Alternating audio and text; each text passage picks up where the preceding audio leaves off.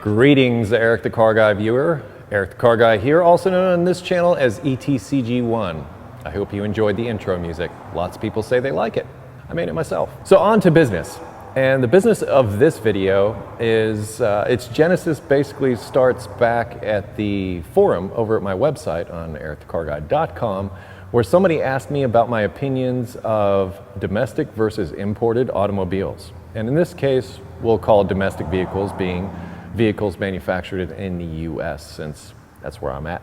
And I actually shot a whole other video talking about domestics versus imports, but in the interim, in fact, the day that I shot it, I came home to find an email from a viewer that was an article about the rise and fall of Honda, or the demise of Honda. I can't remember the exact title of it, but I think it's really on topic with at least where I was going with my diatribe about how I felt about domestic versus imported vehicles. So I'm going to mix a little bit of all that together, and I may refer to that other video. That video may show up at some point, but there's going to be a lot of things that are repeated between the two, and I actually think this one will be a better video for it. But I'll post a link down in the description to the article that I'm talking about the demise of Honda. Much of my experience and much of what I'm going to speak to in this video really involves my experience with Honda and working at the dealership, or Acura. I've worked for them for about 8 years, and I got a chance to see sort of the, in the trenches of the car line itself. And that's kind of what happens. If you're working in a dealership situation, you are really on the ground level. You are in the trenches. You get to see the vehicles the cars, first thing when they get off the truck. You do your pre-delivery inspections on them. You're one of the first people to ever drive them. It's kind of a neat feeling. And you get a chance to see through their life cycle, like you do the maintenances and the services on them. From that time that they roll off the truck to the time that they roll out the door, they're sold, and then they come back in for service. You get a chance to see basically the pattern failures that happen. You get to see the different personalities of the drivers and all kinds of things. So I have an intimate knowledge, I would say, of the Honda product line, basically from like the early 90s all the way up through like the early 2000s. And much of my opinions in this video are really colored by that experience. At least in my opinion, and according to the article on Honda's right around the late 90s started to take a turn in quality, and they didn't have the same quality levels they did in the earlier models that I had seen. And there's speculation in that article about why that is. More to the point of domestic versus imported vehicles, because I had that experience, I can sort of apply that to other car makes. And I say this because also in the dealership where I worked, under the same roof, we also had Oldsmobile and Hyundai. So I got a chance to see the life cycle of two other brands, one of them being domestic. And it was sort of the end of Oldsmobile. It was still when Oldsmobile was Oldsmobile, because they went away in early 2000-ish, somewhere around there. What I began to see is the guys that were working over at Oldsmobile were doing lots and lots of warranty work back in the 90s. And we were doing lots and lots of service work over at Honda. So, and there was a back and forth, a shop talk between the two of us. And the kind of repairs that they were doing at very low miles on relatively new cars was something that was unheard of in the Honda Acura line.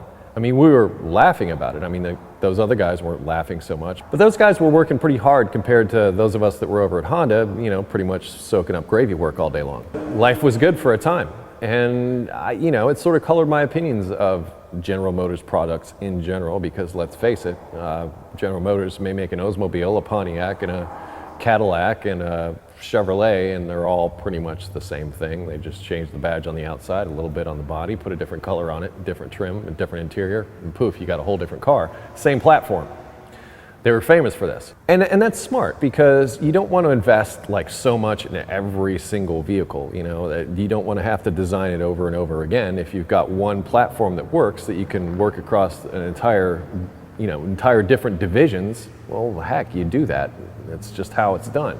And I don't fault them for that at all. But my point is that at least in the 90s, I was seeing a lot of things, and case in point is there was a vehicle at Oldsmobile that they actually had to buy back. I think it was like a newer Intrigue or something like that. And they had a tech over at Oldsmobile that was amazing with drivability work. I mean, he knew his stuff inside and out.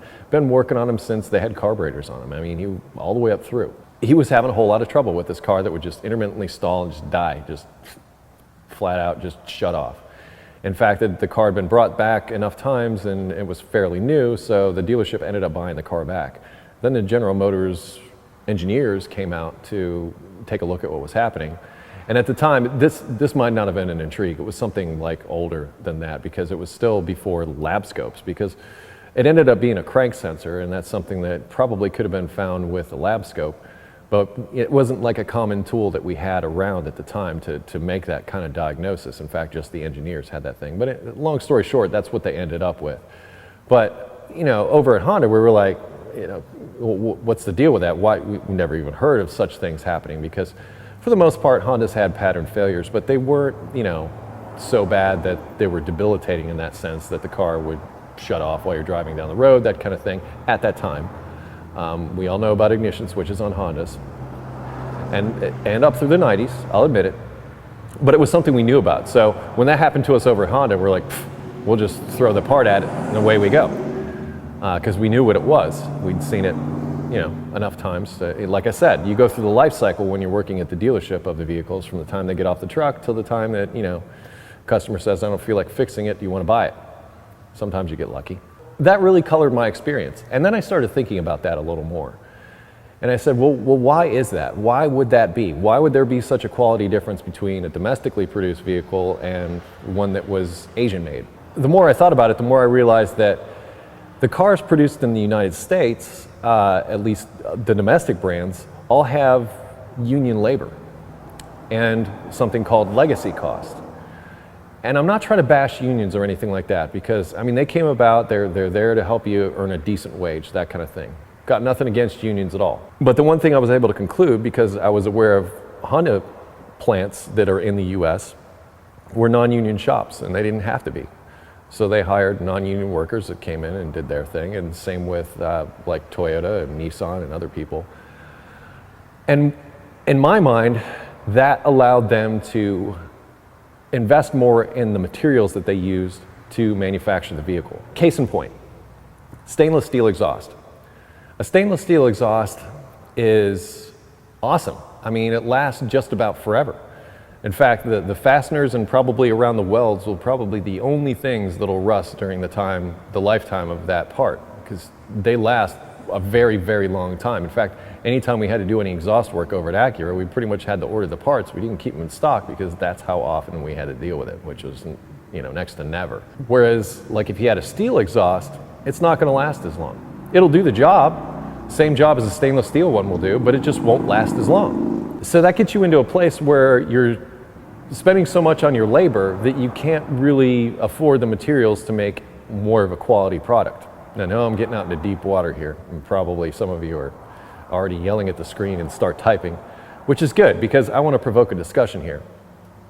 But that's just what I saw. I just saw, you know, vehicles that, just the build quality, and it was down really to the use of materials. Take seats, for instance. There was some Cavalier, something I worked on a long time ago. I went to sit down inside the car, and as I did, my butt caught like a really hard piece of metal. I know what you're thinking. A really hard piece of metal, and it hurt bad. And basically what it was is the seat had broken down, and the structure on the inside was starting to poke through all the foam padding on the seat and jab me in the ass, and it hurt. You know, I really didn't like that car because of that. I can't even sit down inside of you and you're already trying to hurt me. I don't like it. Whereas that never happened to me on one of the Asian makes. I'm not going to say Asian makes are better because, once again, let me get back to the point where, like around 99, 2000, Honda's quality just went, at least in my opinion. And we started doing a lot more warranty work. I cover a lot of this in the labor shift video that I did also here on ETCG1, which I'll post a link to that just so that you can quickly review that one. That's what I saw. And that caused me to think, well, what happened? You know, what are they doing? What changed in that amount of time? Because obviously, like I said, the argument about them spending less on labor doesn't really hold up. According to this article that I'm referring to here, and that they were talking about a car company going through a life cycle, and there were certain stages.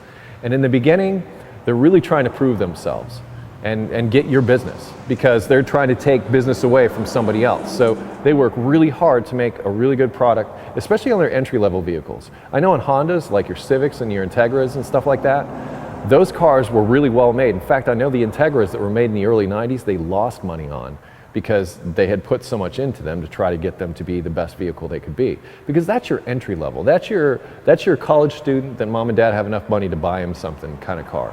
And that's the car that you get as your first car. And this brings me to another part of this argument that I have, or just discussion that I have about brand loyalty. Some people are like super diehard brand loyalists to, Ford, Chevy, Chrysler, or, Honda or BMW or whatever it is. And I think a lot of that stems from like your first car, your first automotive experience. You have that first car, it gets you out of a jam, it drove, on 3 cylinders through the night to get you to where you needed to be. You develop these relationships with these vehicles, and the brand is associated with that. And trust me, there are people spending lots of money trying to enhance that experience for you. And you get it in your head, well, this car line is the greatest car, that kind of thing. And a lot of that stems from that first car. So they invest a lot into that first car experience, that entry level. And a lot into their high end, their luxury end, like, for Honda, it's their Acura line. But they make these BMW, Mercedes-like cars that are supposed to be comparable to those vehicles, a less expensive alternative. And they target these markets. But I'm going to say that the brand loyalty starts at the entry level. And that's what they're trying to target. So they put a lot of effort into those entry level things, and then a lot of effort into those high end things, and the stuff in the middle is kind of like the stuff in the middle that sort of falls in between. At least with the Honda line, as far as I've seen. In the beginning, like I said, an automaker is going to invest a lot into getting you to open that door and sign on the dotted line and drive away in that vehicle and tell all your friends about what a great thing it is. Then, in the case of Honda, according to this article, they start doing some strange things. They reinvest in their tooling, they reinvest in their design, and they do what they can to keep a quality product. So like the next year's model is better than the model before it. So that, you buy yourself a 2012, next year, or this fall, the 2013s are coming out, you look at them and you go, I wish I would have waited. And that's what they want you to have. They want you to have that feeling every time that you drive past the dealership. And they invest a lot of time and effort into making that happen. They also, in the case of Honda, invested in some pretty strange things. Osmo, for instance, that autonomous robot that they made that, walks around by itself, can go up and down stairs, and, autonomous. It's an autonomous robot that they invested in. Millions of dollars that they put into this. They justify it by saying that, the technology that we invest into making this robot is going to trickle down into what we're doing, as far as the cars that we make. And then they built a jet. An innovative jet at that, not just like a jet like everybody else builds a jet. No, they had to put the engines on the wings and put them on the top of the wings and do just some crazy stuff and build themselves a Honda jet. The amount of research and development and money that went into both the robot and the jet, I can't even, we're never going to see that kind of money. Well, most of us anyway. That money is detracted from the money that they used to spend on, like, say, that entry-level vehicle, their high-end vehicle, or what they're investing in their line. Now, they say the stuff trickles down, but according to that article, there's like this separation. So they've spent all this money elsewhere, and they can't afford to make that quality product. Getting back to the beginning of this discussion, is that if you're not using good materials when you make the vehicle, then you're not going to have as good a product on the other end. And this is my point. The article goes on to say that Honda may be in more trouble than people think. And the reason is because they're investing in these other things. They've sort of lost their heads, so to speak, and went off and did something. So they got a bunch of money. They were the new kid on the block, looking to fight for a space, in there. And at one time, they got to be the 4th largest automaker in the United States, as far as I knew. And now, like I said, hit 99, 2000, and they're just sort of resting on their laurels. They're building jets and robots and all that other kind of stuff. And they've sort of, lost touch with where they were in the beginning when they were fighting for a space. And I think what's happened with the Koreans now, like with the Kias and things like that, I posted a picture some time ago about my wife's cousin who bought a new Kia Sorento. And I was actually quite impressed with the build quality of the vehicle. And these are a company that has been up and coming. Now, Hyundais, when they first started out, also remember, we had Hyundais under the same roof as Acura and Oldsmobile. Hyundais in the 90s, the early 90s, oh man, I mean, junk. I hate to say it, they were just junk. But by the time like 2003 hit, I was telling people not to buy Acuras, to go over and buy Hyundais. They had a better warranty, they didn't cost as much, and they didn't come with that pretense, that we're so great and we're gonna come back in the not too distant future with a busted transmission. But that's my take. That's my take on domestic versus import. And like I said, I think as far as domestic automakers, they spend a lot of money on their labor and they don't have as much left over for materials. Some might call this planned obsolescence. Some might say that they build a car to last 5 years or just long enough for you to finish off the payments, that you bring it in that last time and it's going to cost so much to fix, you might as well just trade it in and go get a new one. And that's what they wanted you to do for the longest time, because they want a life cycle. They don't want you to have a car forever. And that's kind of what made Honda's name and Toyota and Subaru and all those other Japanese makes that came about in the late 70s that really started to grab hold of the market, is that those cars, you could make the investment once and they would last and last and last, whereas the domestic vehicles weren't doing that so much. Plus better fuel economy, those kind of, there's all kinds of stuff that came into play there. Once again, they were the new kids on the block. They were looking to make a name for themselves. So they were really focusing on what they were doing. Domestic car makers, come on, have been around more than 100 years.